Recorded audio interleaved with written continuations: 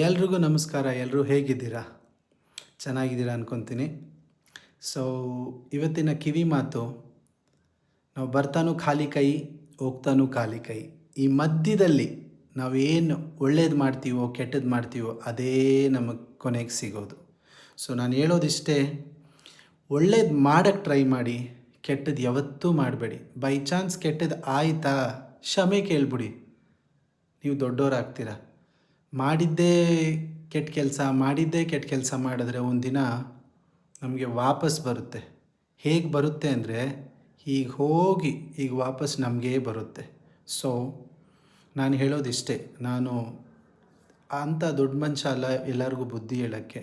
ಒಂದು ಕಿವಿ ಮಾತು ಹೇಳೋದು ನನ್ನ ಕರ್ತವ್ಯ ಅಷ್ಟೇ, ಅದರೊಳಗೇನು ತಪ್ಪಿಲ್ಲ.